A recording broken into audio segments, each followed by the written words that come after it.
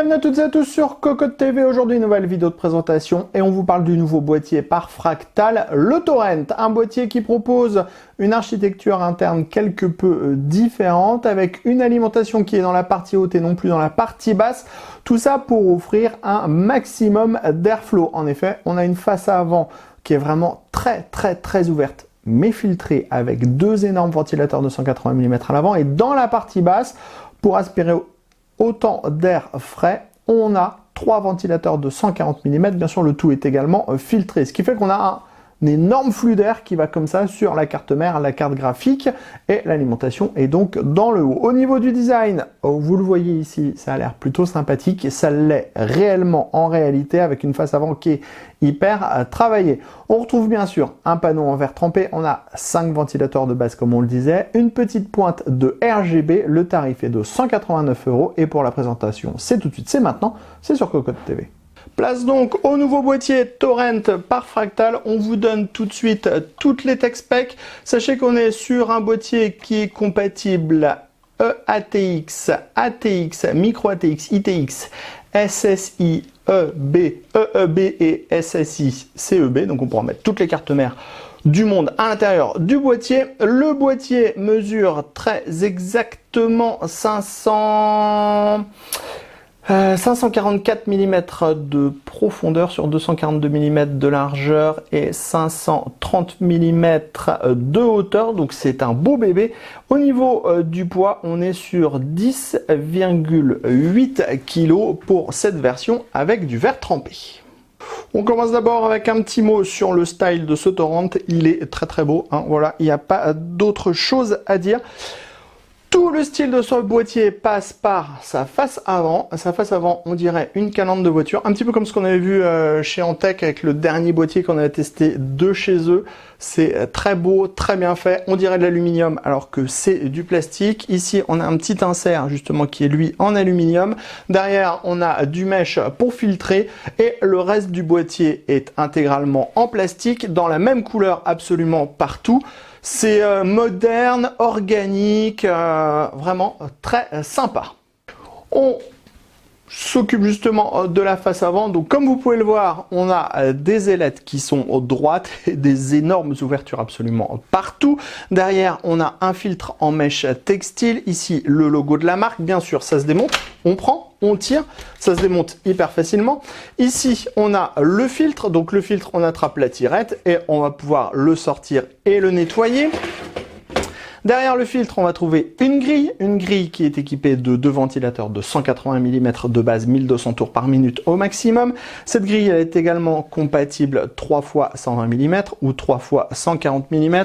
On a des petites réglettes qui sont réglées livrées dans le bundle pour pouvoir faire toutes les modifications ou mettre du radiateur de water cooling qu'on pourra avoir en 360 mm ou 420 mm ou alors également en 360 mm, donc 2 x 180 et 180 mm de largeur avec un rad custom. Dans cette partie basse, ce n'est pas tout ce que nous avons également ce petit filtre qui est le filtre amovible de la partie inférieure, donc filtre qui est hyper fin, comme celui qu'on trouve sur la face avant, qui est de type nylon et qui permettra de protéger toute la partie basse du boîtier. Sur le côté gauche, vous aurez le droit, puisqu'on est sur une version avec panneau en verre trempé, à un panneau en verre trempé avec les parties hautes et basses qui sont peintes en blanche. Ici, on a un petit taquet en plastique qui permet d'agripper la porte et qui permettra d'ouvrir et fermer la porte. Pour remettre la porte en place, hop, on pousse et ça fonctionne. On retrouve le même système d'ouverture pour le côté droit. Du coup, on passe au-dessus du boîtier. On va tout d'abord avoir le panneau de contrôle ici avec les entrées-sorties audio, deux USB 3.0, un USB type C, un reset et un petit power blanc avec un petit cerclage gris aluminium autour qui rappelle la face avant. Vous voyez, c'est tout très bien intégré, il n'y a aucun problème à ce niveau-là. Cette partie supérieure s'ouvre, on a deux vis à main en dessous, alors on essaie de ne pas tout faire tomber en ouvrant. Voilà. Comme ceci, et en dessous vous allez trouver en fait l'emplacement de l'alimentation. Si vous avez regardé la vidéo depuis le début, vous avez remarqué qu'on avait trois gros ventilateurs de 140 mm dans la partie basse du boîtier. On va y revenir quand on sera en dessous. Donc l'alimentation prend place dans la partie haute sur des petits rubbers en caoutchouc et aussi au-dessus d'une grille qui propose plein de petits hexagones pour que l'alimentation puisse respirer. On a également des dispositifs avec des scratchs pour pouvoir regrouper facilement les câbles à l'intérieur. On note aussi le petit câble ici RGB qui va alimenter un petit liseré dans la partie haute. Et à l'avant, on a une ouverture donc pour permettre le passage des gros radiateurs de water cooling si on a besoin d'un ou deux millimètres additionnels. Et on a également ici des passages qui vont permettre le passage des tuyaux pour pouvoir justement aller relier par exemple la partie haute du radiateur. Du coup, on continue à l'arrière et on n'est pas surpris de trouver tout d'abord l'emplacement de l'alimentation dans la partie haute. On a 230 mm de profondeur pour l'alimentation pour vraiment mettre du gros bloc. Ensuite, on a l'emplacement de la plaque IO-Shield de la carte mère, une grille en 120-140 mm. Vous remarquez que tout est aéré, hein, c'est normal, on est sur un boîtier Airflow avec 5 ventilateurs qui vont amener de l'air frais à l'intérieur du boîtier. Donc autant dire qu'il faut que ça expulse un petit peu à l'arrière. Ici, on va voir les 7 slots d'extension classiques. Enfin ici, on a de nouveau de la petite grille de ventilation et on remarque aussi les 4 petits scratchs ici, ce qui veut dire qu'on a une petite goulotte à l'intérieur pour pouvoir organiser ces câbles facilement. On termine cette découverte extérieure du Torrent avec ces jolis dessous.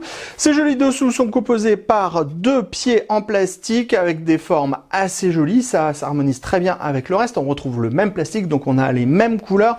On a à chaque fois des patins en caoutchouc sur les extrémités pour limiter les vibrations. Et on a ce grand filtre amovible qu'on vous a déjà présenté tout à l'heure quand on parlait de la face à avant et qui vient donc protéger, on le voit, 3 ventilateurs de 140 mm qui sont montés de base en aspiration, donc qui envoient l'air à l'intérieur du boîtier.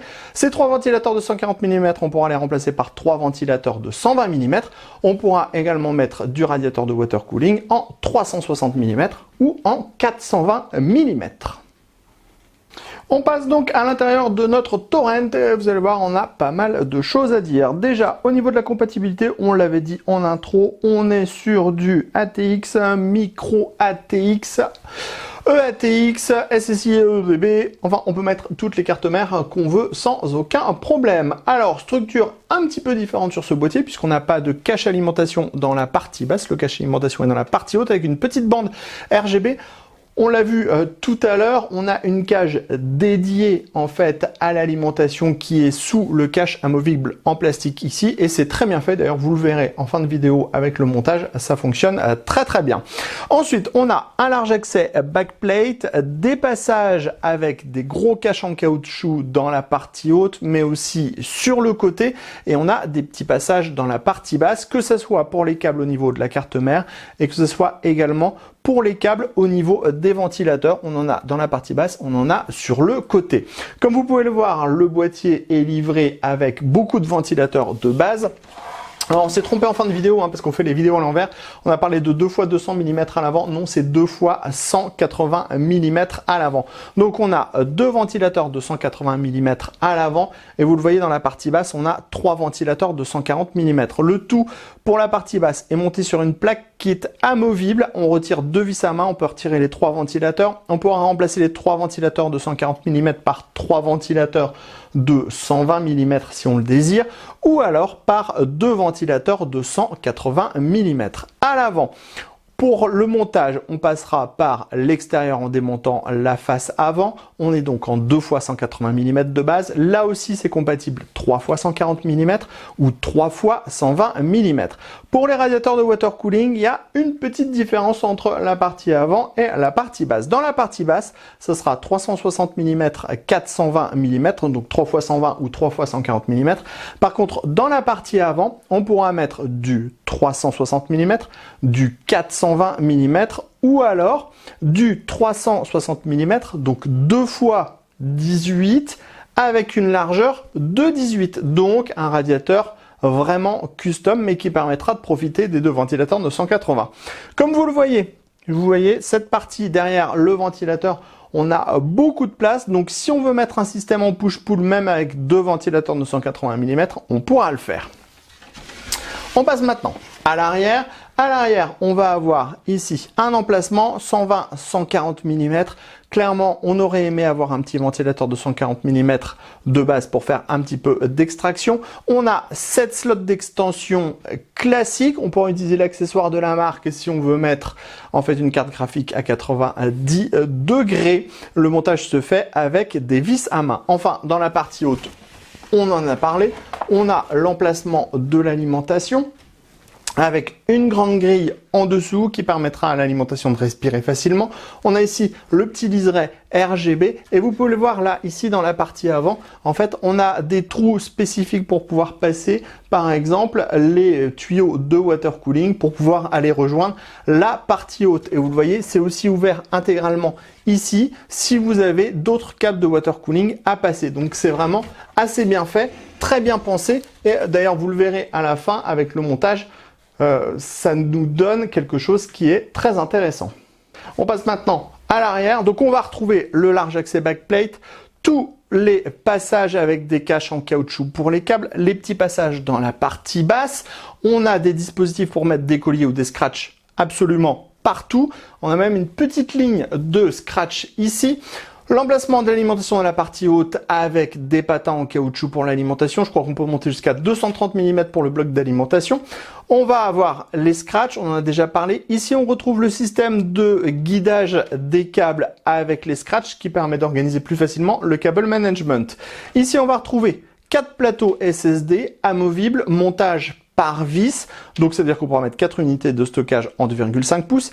Ici, on va retrouver le PCB fan. Au total, on a 9 prises pour les ventilateurs. On pourra faire une gestion soit en 12 volts direct en balançant tout via une prise SATA qui est ici, soit on pourra aussi passer par le PWM de la carte mère pour une gestion un petit peu plus poussée de la ventilation, parce que clairement avec tous les ventilateurs qu'il y a de base, quand on met en 12 volts, ça souffle très fort. Enfin, ici et là, on retrouve 2 braquettes qui sont eux aussi amovibles et qui sont compatibles 2,5 pouces, et on le voit, on a des petites rondelles en caoutchouc afin de lutter efficacement contre les vibrations de ces derniers. On découvre maintenant notre boîtier Torrent avec la configuration montée à l'intérieur de ce dernier, et comme vous pouvez le voir, on a vraiment beaucoup de place en interne.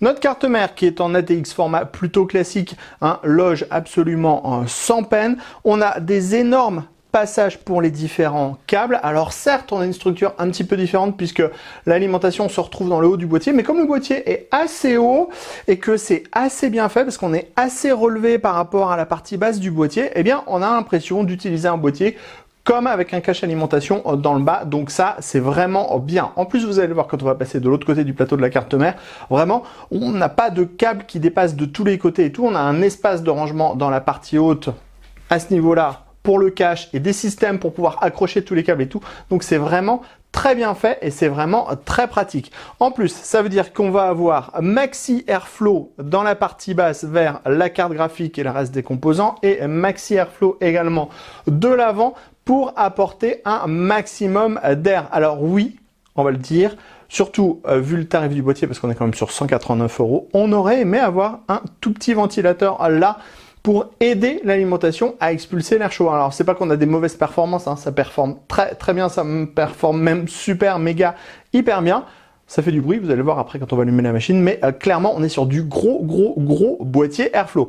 Le montage, on l'a dit, c'est hyper propre. On a des passages absolument partout. Les passages sont bien sélectionnés.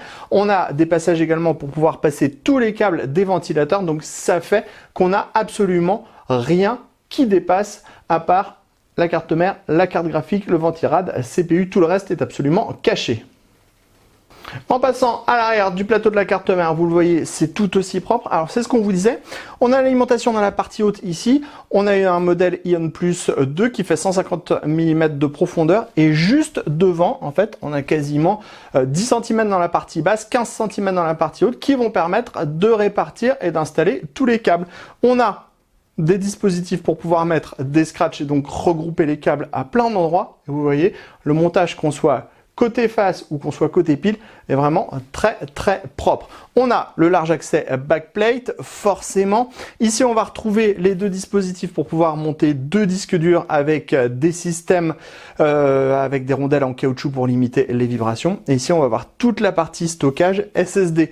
Donc vous voyez, comme ça, de base, on pourra mettre 4 SSD et 2 HDD sans aucun problème, ce qui veut dire qu'on pourra faire pas mal de stockage tout de même dans ce gros boîtier. Ici, vous le voyez, on a le PCB fan qui permettra une gestion en PWM si on le désire, ou alors on pourra mettre tout à blinde en 12 volts, et on a un total de 1, 2, 3, 4, 5, 6, 7, 8, 9 prises pour pouvoir mettre des ventilateurs, donc autant dire qu'on pourra blinder le torrent de ventilateurs. On en termine de ce tour complet de ce boîtier Fractal Torrent avec notre machine allumée. Donc vous pouvez le voir, au niveau du cache alimentation qui se trouve donc dans la partie haute, on a un système RGB avec une petite bande qui va, suivant où vous allez la brancher, reprendre par exemple les couleurs de la carte mère. C'est exactement ce que nous avons fait sur notre modèle. Donc comme ça, vous voyez, on est bien linké sur tout les périphériques RGB avec du mode arc-en-ciel à fond. Bien sûr, comme on a un connecteur pour pouvoir le gérer, vous pourrez avoir la couleur qui vous sied le plus. Un petit mot, parce que vous devez l'entendre, clairement le boîtier en 12 volts, il est clairement très audible, hein, ça fait même du bruit, il faut le dire. Il faut dire qu'on a deux ventilateurs de 200 mm à l'avant et trois ventilateurs de 140 mm dans la partie basse, donc ça ventile, ça souffle à mort. Clairement, les composants ne seront jamais en surchauffe dans ce boîtier. Par contre, ça fait beaucoup de bruit. Il faudra absolument passer par le mode 5 volts si vous voulez avoir un boîtier qui fait beaucoup moins de bruit, ou alors tout simplement passer par la gestion PWM qu'on trouve sur le petit PCB fan à l'arrière. Sur ce, on se donne rendez-vous très prochainement sur cocotland.com pour toutes nos news, tous nos tests, tout, absolument tout du matériel informatique. Et on se donne également rendez-vous sur notre chaîne Cocotte TV pour toutes nos prochaines vidéos. Sur ce, on vous dit à très bientôt.